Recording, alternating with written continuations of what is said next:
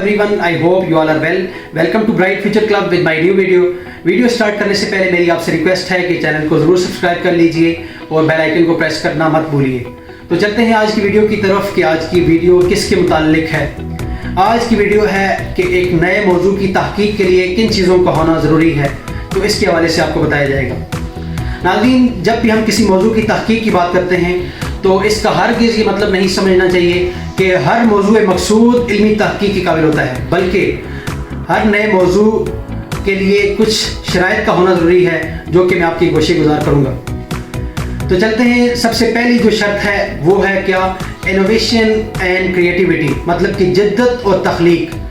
जब भी आप किसी मौजू का इंतखाब करते हैं तो आपकी जो मौजू की जिद्दत है वो उसने इंतखाब की अव्वलीन शर्त है। मतलब कि ये चीज़ ज़रूरी है कि उस मौजू पर किसी ने पहले तहकीक ना की हो, उस मौजू की तहकीक कहीं रजिस्टर्ड ना हो, क्योंकि अगर आप किसी तहकीक शुदा मौजू पर तहकीक करेंगे तो इस तरह से आप इल्मी और अदबी सिरका व ख़यानत का शिकार हो सकते हैं।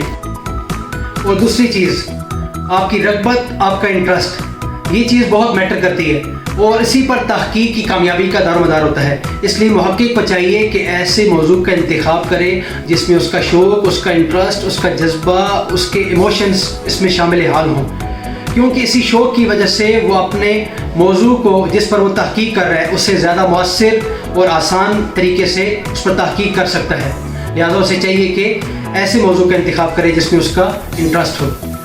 तो जब भी आप किसी मौजू पर तहकीक करते हैं तो मौजू पर तहकीक करने से पहले अपने आप से कुछ सवाल करें कि क्या आप उस मौजू में इंटरेस्टेड भी हैं? क्या आप इतनी सलाहियत रखते हैं कि आप उस मौजू पर तहकीक कर सकें? क्या आप इस काबिल हैं कि आप उस पर मेंटली, फिज़िकली और फाइनेंशियली वर्क कर सकें? क्या वो मौजू इस कदर है कि उस पर आपको वाफिर मिक़दार में मटेरियल मिल सके?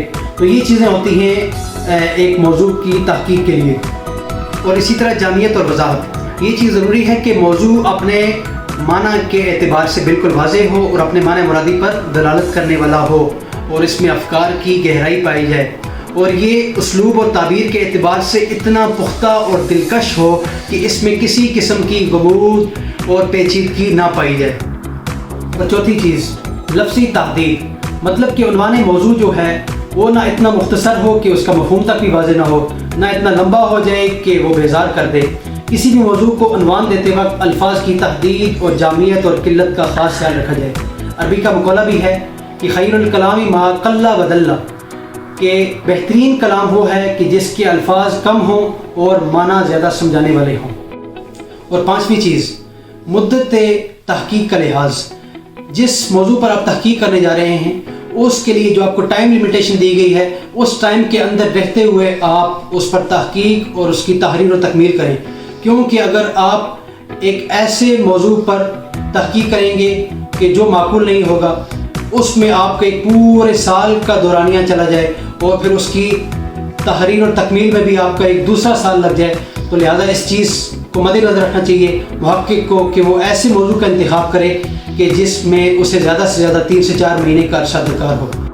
और छठी चीज़, अखराजात, मतलब ये कि बाज़ तहकीकात अपने मौजू के एतबार से बहुत ही ज़्यादा अट्रैक्टिव, बहुत ही ज़्यादा जाज़िब और पुरकशिश होती हैं। लिहाजा उनकी तकमील के लिए बहुत सा सरमाया दरकार होता है जो कि हर एक बंदे की पहुँच में नहीं होता। तो लिहाजा मौजू का इंतखाब करने से पहले इस चीज़ का ख़ास ख्याल रखा जाए कि इस पर कितनी लागत, इस पर कितने एक्सपेंसेस आएंगे।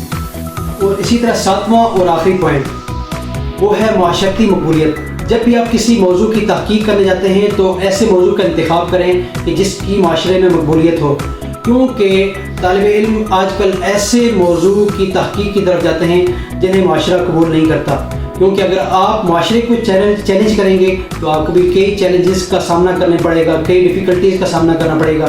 तो लिहाजा आपको चाहिए कि आप ऐसे मौजू को तहकीक में लाएँ कि जिसे माशरा कबूल भी करे, जिसकी माशरे में कोई वक़्त भी हो। तो ये थी मेरी आज की वीडियो। उम्मीद है कि आपके लिए फ़ायदेमंद साबित होगी। Thank you so much for watching. वस्सलाम, अल्लाह निगहबान।